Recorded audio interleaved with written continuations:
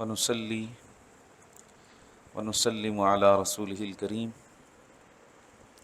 أما بعد فأعوذ بالله من الشيطان الرجيم بسم الله الرحمن الرحيم قال الله تبارك وتعالى في شأن حبيبه إن الله وملائكته يصلون على النبي يا أيها الذين آمنوا صلوا عليه وسلموا تسليما بآواز بلند درود پاک پڑھ لیجیے اللہم صلی علی سیدنا و مولانا محمد وعلی آل سیدنا و مولانا محمد وبارک وسلم صلاۃ و سلاما علیک یا سیدی یا رسول اللہ وعلی آلک و اصحابک یا حبیب اللہ۔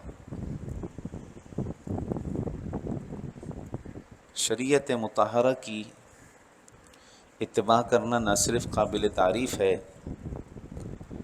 بلکہ باعث اجر و ثواب ہے، اور قرآن و حدیث میں وہ تمام اصول شرعیہ بیان کیے گئے ہیں کہ جن کو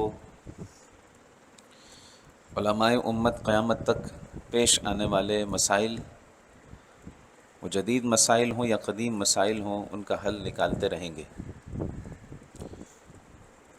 اب اصول شرعیہ میں کسی قسم کی تبدیلی نہیں ہو سکتی۔ اللہ تعالیٰ قرآن پاک میں ارشاد فرماتا ہے لا تبدیل لکلمات اللہ، اللہ کے کلمات تبدیل نہیں ہوتے۔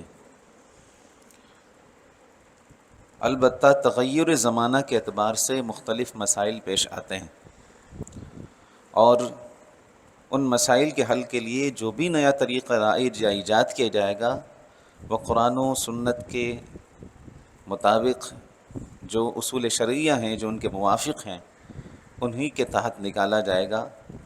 اور ہر نیا طریقہ جو ایجاد کیا جاتا ہے، ہر نیا طریقہ جو اپنایا جاتا ہے اور رائج کیا جائے گا، جو بھی جائز طریقہ ہوگا اس کا اجر و ثواب نکالنے والے کو، مسائل جدیدہ کے حل نکالنے والے کو عطا ہوگا، اور اسی کو بدعت حسنہ کہتے ہیں۔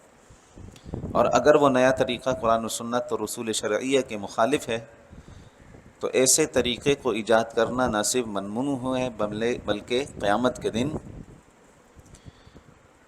اور آخرت میں اس پر سخت پکڑ ہے، اور ایسے طریقے کو بدعت سیئہ کہا جاتا ہے۔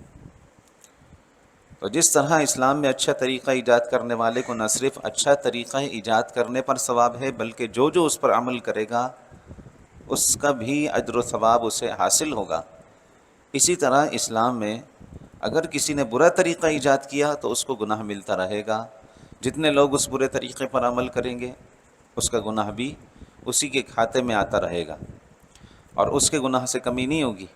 ایسے ہی اگر اچھا طریقہ ایجاد کیا ہے تو اس کا ثواب اسے ملتا رہے گا، جتنے لوگ عمل کریں گے، اور ان کے اس میں ثواب میں سے کچھ کمی نہیں ہوگی۔ اللہ تبارک و تعالی اچھے یا برے کام کی بنیاد ڈالنے کے اعتبار سے ارشاد فرماتا ہے والذین یقولون ربنا هب لنا من ازواجنا وذریاتنا قرۃ اعین وجعلنا للمتقین اماما۔ والذین یقولون، اور وہ جو عرض کرتے ہیں ربنا، اے ہمارے رب، هب لنا من ازواجنا، ہمیں دے ہماری بیویوں، وذریاتنا، اور ہماری اولاد سے، قرۃ اعین، آنکھوں کی ٹھنڈک، وجعلنا للمتقین اماما، اور ہمیں پرہیزگاروں کا پیشوا بنا۔ تو اس میں آیت مبارکہ میں جو باتیں بیان کی گئی ہیں کہ ہمیں نیک لوگوں کا پیشوا بنا، نیک لوگوں کا امام بنا، کیونکہ امام جو ہوتا ہے وہ نیک لوگوں کی رہنمائی کرنے کے لیے سب سے پہلے اس کو خود کا نیک ہونا بہت ضروری ہے، خود کا جاننا بہت ضروری ہے، خود کا سیدھے راستے کی ہدایت کو سمجھنا بہت ضروری ہے۔ جب وہ خود سیدھے راستے کی ہدایت کو سمجھے گا اور سیدھے راستے پر چلنے کے لیے جو طریقے شریعت مطہرہ نے اور دین اسلام نے وضع کیے ہیں، وہ اصول جو قرآن و سنت سے موافق ہیں، ان اصولوں کو سمجھے گا، تبھی وہ ایسا پیشوا، ایسا امام اور ایسا رہنما قائم ہوگا کہ جو لوگوں کو ہدایت کے راستے کی طرف لے کر جائے گا۔ تو یہاں بھی آیت مبارکہ میں اللہ تبارک و تعالیٰ کی بارگاہ میں دعا کی گئی کہ اللہ تبارک و تعالیٰ ہمیں امام بنائے لوگوں کا، اور ہماری بیویوں، ہماری ازواج سے ہماری آنکھوں کی ٹھنڈک بنائے۔ یہاں یہ بات ذہن میں رکھ لیں کہ قرآن مجید فرقان حمید میں اللہ تبارک و تعالیٰ نے فرد کی اصلاح کے لیے جو احکامات بیان فرمائے ہیں، اس میں اہل ایمان کو یہ ارشاد فرمایا، یا ایھا الذین آمنوا قوا انفسکم، اے ایمان والوں اپنے آپ کو بچاؤ۔ اللہ تبارک و تعالیٰ کی بارگاہ میں ہم عرض کرتے ہیں مولا اپنے آپ کو بچائیں، وَأَهْلِيكُمْ، اپنے آپ کو بچائیں اور اپنے گھر والوں کو بچائیں، نارن، اس آگ سے، وقودھا الناس والحجارہ، جس کا ایندھن انسان اور پتھر ہے۔ دنیاوی آگ کے اعتبار سے اگر ہم دیکھیں، دنیاوی آگ میں ایندھن جو ہے کپڑا ہوتا ہے، لکڑی ہوتی ہے، کبھی کبھی لوہا بھی ہوتا ہے، لیکن یہ وہ خطرناک آگ ہے کہ جس کا ایندھن انسان اور پتھر ہوں گے۔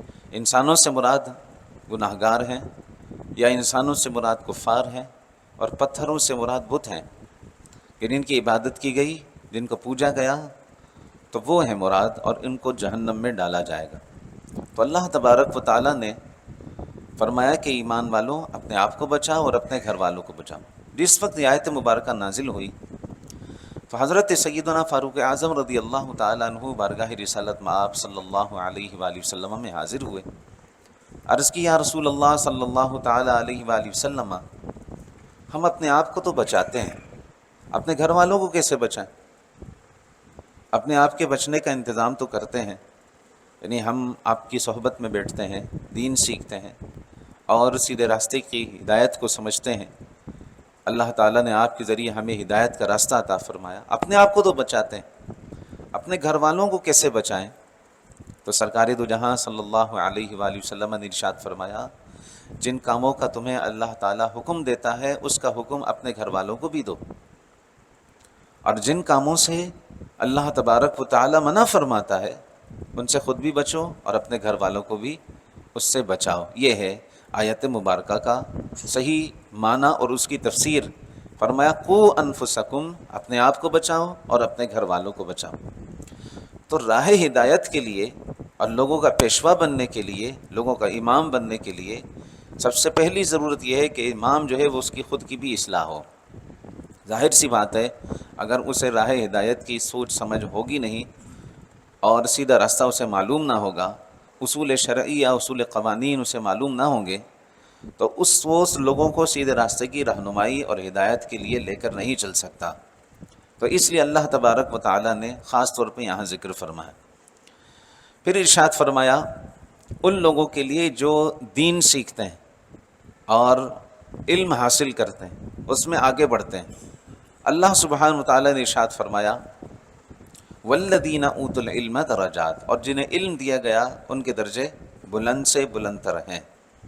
دوسرے مقام پر ارشاد فرمایا قل هل يستوي الذین یعلمون والذین لا یعلمون، پیارے حبیب آپ فرما دیجئے کہ وہ لوگ کہ جو جاننے والے ہیں یعنی عالم ہیں، علم سیکھتے ہیں، وہ اور وہ جو نہیں جانتے وہ برابر نہیں ہیں۔ برابر ہیں؟ کیا وہ برابر ہیں؟ یہ سوال ہے، مطلب کیا ہے اس کا کہ وہ برابر نہیں ہیں۔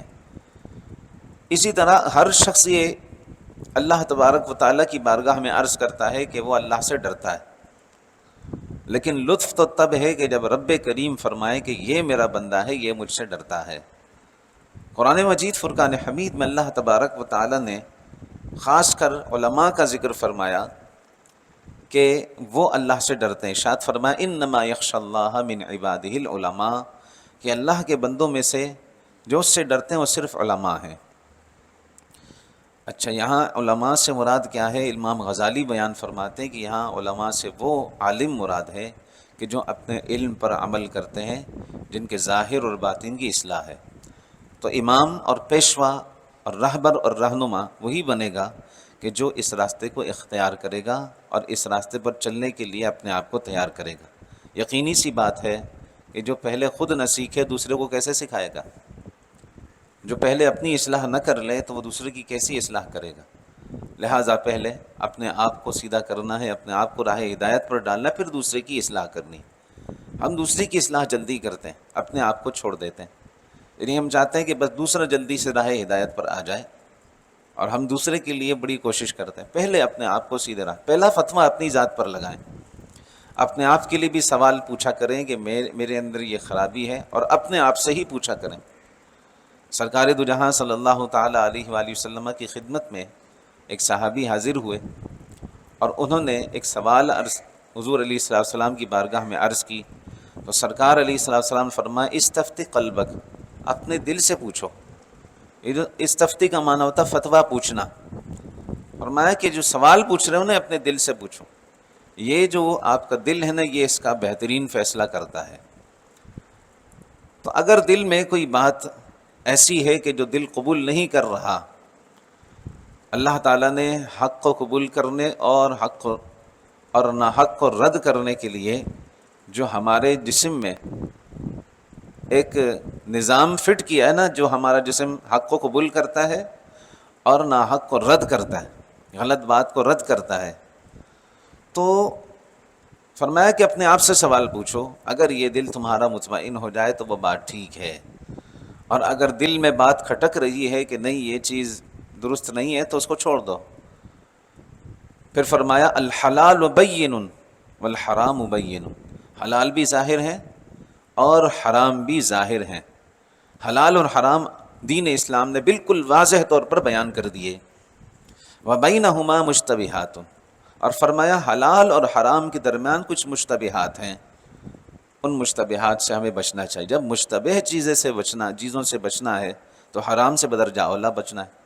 تو حرام سے وہی بچے گا جو اس کا علم حاصل کرے گا، حرام سے وہی بچے گا کہ جسے معلوم ہوگا کہ یہ وہ راستہ ہے کہ جو ہمیں جہنم کی طرف لے کر جائے گا۔ تو بندہ اپنے آپ کو بچانے کے لیے اس کا علم سیکھے گا۔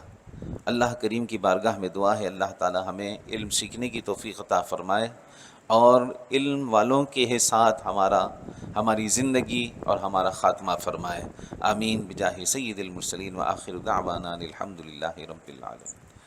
الحمد للہ رب العالمین والعاقبۃ للمتقین والصلاة والسلام علی اشرف الانبیاء وسید المرسلین وعلی آلہ وصحبہ اجمعین۔